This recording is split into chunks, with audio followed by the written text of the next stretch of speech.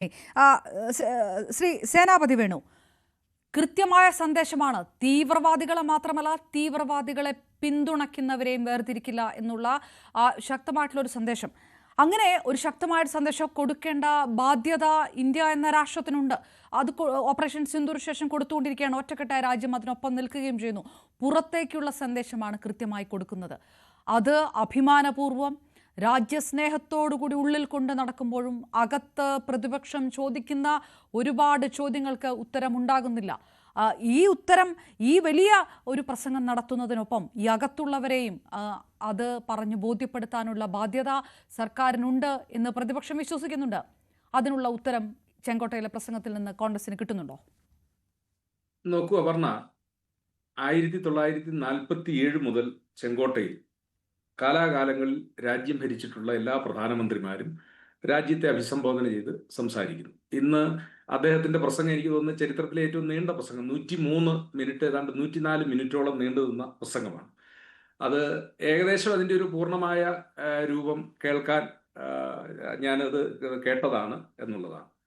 ഞാൻ ഈ പാകിസ്ഥാന് നേരെയുള്ള മുന്നറിയിപ്പുകൾ, അത് ഇപ്പം ഞാനൊരു മുൻ സൈനികൻ കൂടി ആയതുകൊണ്ട് ഞാൻ അതിനെ കുറച്ചുകൂടെ വൈകാരികമായിട്ട് കാണുന്ന ഒരാളാണ്. ഞാനതിനെ വളരെ ആദരവോടുകൂടി, കാരണം നമ്മുടെ രാജ്യത്തിൻ്റെ അഖണ്ഡതയെ തകർക്കുന്ന അല്ലെങ്കിൽ അഖണ്ഡതയ്ക്കെതിരെ ഭീഷണിയാകുന്ന ഒരു ശത്രു രാജ്യത്തിന് നേരെ എത്രമാത്രം പ്രഹരം അത് പ്രവൃത്തിയിലാണെങ്കിലും വാക്കിലാണെങ്കിലും നൽകാൻ കഴിയുമോ അത്രയും പ്രഹരം നൽകുന്നത് ഒന്നും കുഴപ്പമുള്ള കാര്യമല്ല. പക്ഷേ 103 മിനിറ്റ് പ്രസംഗത്തിലെ ഈ ഒരു 5-10 മിനിറ്റ് നേരത്തെ പ്രസംഗം ബാക്കി നിർത്തിയാൽ ബാക്കി മുഴുവൻ BJPയുടെ ഒരു ദേശീയ സമ്മേളനത്തിലോ റാലിയിലോ നടത്തുന്ന ഒരു പ്രസംഗമായി പോയി എന്നുള്ളത്, അത് ഞാൻ വിമർശിക്കുമ്പോൾ ശ്രീജിത്ത് പണിക്കരെ പോലുള്ള ആളുകൾ പറയും കോൺഗ്രസ്സുകാരനായ സേനാപതി വേണു നടത്തുന്ന വിമർശനമാണ് എന്നുള്ളതാണ്.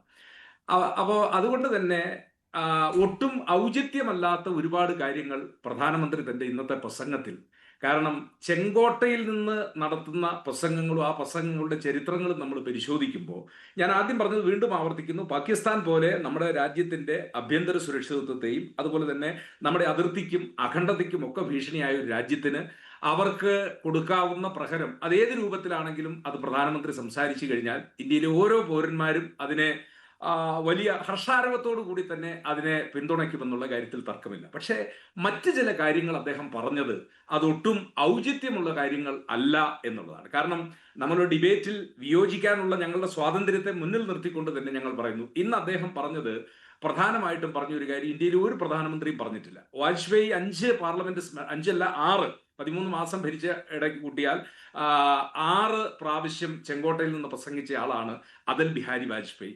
അദ്ദേഹം ഒന്നും പറയാത്തതും അല്ലെങ്കിൽ അദ്ദേഹം പറയാൻ ആഗ്രഹിക്കാത്തതുമായ ഒരു കാര്യം, ഒന്ന് അത് RSS ആയി ബന്ധപ്പെട്ടിട്ടുള്ള ഒരു കാര്യമാണ്. ഒന്ന്, RSS ഒരു എന്താ പറയുക, അദ്ദേഹത്തിന്റെ ഭാഷയിൽ പറഞ്ഞു കഴിഞ്ഞാൽ ഇന്ത്യയിൽ ഏറ്റവും പഴക്കമുള്ള, അതൊന്നും ആ കാര്യത്തിലൊന്നും ഞങ്ങൾക്ക് തർക്കമില്ല. പക്ഷെ അവരുടെ ഐഡിയോളജിയുമായി വിയോജിക്കുന്ന ഒരുപാട് ആളുകൾ ഇന്ത്യ മഹാരാജ്യത്തുണ്ട് എന്നുള്ളത് കൊണ്ട് തന്നെ ഒരു പ്രധാനമന്ത്രി ഒരിക്കലും RSS പോലുള്ള ഒരു സംഘടനയുടെ മഹത്വത്തെക്കുറിച്ച് അദ്ദേഹത്തിനത് പ്രസംഗിക്കാം. ഞാൻ ആദ്യം പറഞ്ഞ പോലെ BJPയുടെ ദേശീയ സമ്മേളനത്തിലോ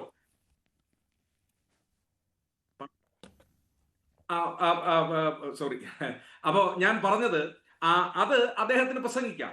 ഇപ്പോ യുവമോർച്ചയുടെ ഒരു സമ്മേളനത്തിലോ BJPയുടെ ഒരു സമ്മേളനത്തിലോ അല്ലെങ്കിൽ ഒരു തെരഞ്ഞെടുപ്പ് റാലിയിലോ ഒക്കെ അദ്ദേഹത്തിന് പ്രസംഗിക്കാം. പക്ഷേ ചെങ്കോട്ടയിൽ ഇന്ത്യയുടെ ഒരു പ്രധാനമന്ത്രി ഒരു പ്രസംഗം നടത്തുമ്പോൾ അങ്ങനെ ഒരു സംഘടനയെ കുറിച്ച്, RSS മാത്രമല്ലോ, നമ്മുടെ രാജ്യത്ത് വേറെ NGO ഉണ്ടാവല്ലോ, അത് ചിലപ്പോൾ വലുപ്പത്തിൽ ചെറുതായിരിക്കാം അല്ലെങ്കിൽ എണ്ണത്തിൽ ചെറുതായിരിക്കാം, ഇനി അവരുടെ പ്രവർത്തനകാരം ഇതിനേക്കാൾ വലുതായിരിക്കാം. ഇപ്പൊ ബോംബെയില് നമുക്കറിയാം ഈ ടിഫിൻ എന്ന് പറയുന്ന വിതരണം ചെയ്യുന്ന ഒരു സംഘമുണ്ട്.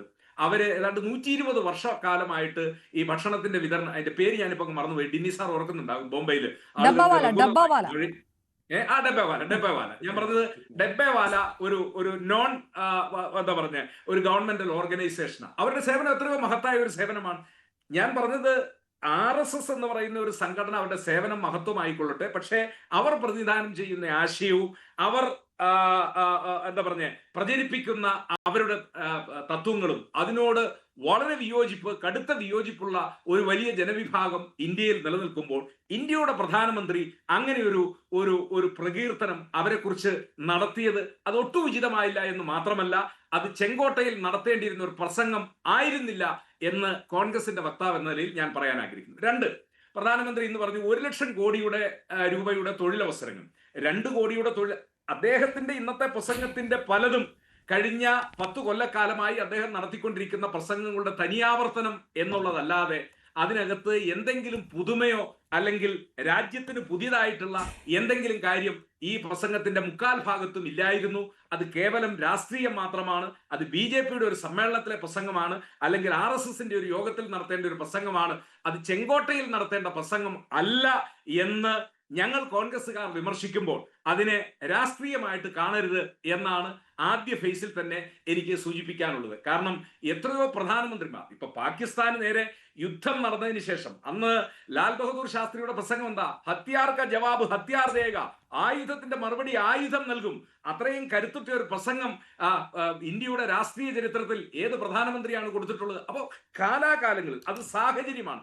ആ സാഹചര്യത്തിനനുസരിച്ച് ഓരോ പ്രധാനമന്ത്രിമാരും അവരുടെ ചെങ്കോട്ടയിലെ പ്രസംഗങ്ങൾ, അത് രാജ്യത്തിന്റെ നയം, രാജ്യത്തിന്റെ പുരോഗതി, ഭാവിയിൽ രാജ്യം നടത്താൻ പോകുന്ന തന്റെ ഗവൺമെന്റിന്റെ പദ്ധതികൾ, ഇതൊക്കെ പ്രഖ്യാപിക്കും. അതല്ലാതെ ഏതെങ്കിലും സാംസ്കാരിക സംഘടനയുടെ പേര് പറഞ്ഞുകൊണ്ട് എന്താ പറഞ്ഞ ഇവിടെ സ്പർദ്ധ വളർത്തുന്ന അല്ലെങ്കിൽ ഭിന്നിപ്പ് വളർത്തുന്ന സംഘടനകൾ, ആ സംഘടനകളുടെ ആശയങ്ങൾ പ്രചരിപ്പിക്കാനുള്ള ഒരു വേദിയായി ദയവ് ചെയ്ത് ചെങ്കോട്ടയെ ഇന്ത്യയുടെ പ്രധാനമന്ത്രി മാറ്റരുതായിരുന്നു എന്നാണ് അപർണ ഒന്നാം ഫേസിൽ എനിക്ക് ഈ കാര്യത്തിൽ ഉന്നയിക്കാനുള്ള എന്റെ എളിയ റൈറ്റ്. ഞാൻ തിരികെ ശ്രീ സേനാപതി വേണു. ശ്രീജിത്ത് പണിക്കർ, ഓപ്പറേഷൻ സിന്ദൂറുമായി ബന്ധപ്പെട്ടിട്ട് പോലും രാജ്യത്തിന്റെ അഭിമാനം സംരക്ഷിക്കാത്ത, അല്ലെങ്കിൽ അതിലൊരു പക്ഷേ തല കുനിച്ചു പോകുന്ന തരത്തിലുള്ള ചില നിലപാടുകൾ ഉണ്ടായിട്ടില്ല എങ്കിൽ അത് വ്യക്തമാക്കൂ എന്നതടക്കമുള്ള ചോദ്യങ്ങൾ പ്രതിപക്ഷത്തിന്റെ ഭാഗത്തുനിന്ന്, പ്രതിപക്ഷ നേതാവിന്റെ ഭാഗത്തുനിന്നുണ്ടാകുന്നു. ഈ ചോദ്യങ്ങൾ ചോദിക്കുന്നവരെല്ലാം രാജ്യദ്രോഹികളാണ് എന്നൊരു നിലപാടെടുത്തതല്ലാതെ ഇതിന് കൃത്യമായ ഉത്തരം നൽകിയിട്ടില്ല എന്ന് കോൺഗ്രസ് ആവർത്തിച്ചു പറയുകയും ചെയ്യുന്നു.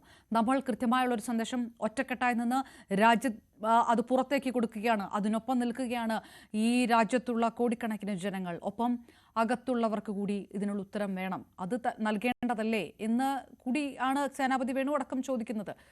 ആ മറുപടി കൂടി ഉണ്ടാകണ്ടേ 79ാം സ്വാതന്ത്ര്യദിനത്തിൽ? നോക്കൂ, ഇത് സ്പെസിഫിക് ആയിട്ട് ഏതെങ്കിലും ഒരു ഓപ്പറേഷനെ കുറിച്ചിട്ടുള്ള വിശദീകരണത്തിന് വേണ്ടിയിട്ടുള്ള ഒരു മീറ്റിംഗ് അല്ല, അല്ലെങ്കിൽ അങ്ങനെയുള്ള ഒരു അഡ്രസ് അല്ല. മറിച്ച് എല്ലാ സ്വാതന്ത്ര്യ ദിനത്തിലും നമ്മുടെ പ്രധാനമന്ത്രി ആരാണോ അദ്ദേഹം റെഡ് ഫോർട്ടിൽ നിന്ന് നടത്തുന്ന അഡ്രസ്സാണ്. അപ്പോൾ അതുകൊണ്ട് കോൺഗ്രസ് ചോദിക്കുന്ന ചോദ്യങ്ങൾക്ക് കൃത്യമായിട്ട് അവിടെ തന്നെ നിന്ന് മറുപടി പറയണം എന്നൊന്നുമില്ല, അങ്ങനെ ഒരു കീഴ്വഴക്കവുമില്ല. തന്നെയുമല്ല, അത് പാർലമെന്റിലും മറ്റുള്ള അവസരങ്ങളിലും നിരവധി തവണ പറഞ്ഞിട്ടുമുണ്ട്. കോൺഗ്രസ് ഇപ്പോൾ ഓപ്പറേഷൻ സിന്ദൂറുമായി ബന്ധപ്പെട്ടോ രാജ്യത്തിന്റെ സുരക്ഷയുമായി ബന്ധപ്പെട്ടോ ഏതെങ്കിലും ചോദ്യങ്ങൾ ചോദിച്ചിട്ടുള്ളതിന് മറുപടി ഇല്ലാതെ പോയിട്ടുണ്ട് എന്ന് ഞാൻ കരുതുന്നില്ല. അവർ ചോദിച്ചിരുന്ന ഈ തീവ്രവാദികൾ എവിടെ, അല്ലെങ്കിൽ അത് പാക് സ്പോൺസേഡ് തന്നെയാണോ, നമ്മൾ എത്രത്തോളം ആഘാതം അവിടെ ഏൽപ്പിച്ചിട്ടുണ്ട്, നമ്മുടെ തുടർന്നുള്ള നിലപാട് ഏത് രീതിയിലായിരിക്കും, ഈ കാര്യങ്ങൾക്കെല്ലാം തന്നെ ആധികാരികമായിട്ടുള്ള മറുപടി നൽകിയിട്ടുണ്ട്. ഒപ്പം അതിൽ പീസ് മേക്കിങ്ങുമായി ബന്ധപ്പെട്ട് എന്തെങ്കിലും തരത്തിലുള്ള US ബ്രോക്കറിംഗ് ഉണ്ടായിട്ടുണ്ടോ തുടങ്ങിയ കാര്യങ്ങളുമായിട്ടൊക്കെ ബന്ധപ്പെട്ട് കൃത്യമായ വിശദീകരണം ഉണ്ടായിട്ടുണ്ട്. കോൺഗ്രസിന്റെ താല്പര്യത്തിനനുസരിച്ചുള്ള വിശദീകരണം ഒരുപക്ഷെ ഉണ്ടാകണം എന്നില്ല. അതായത്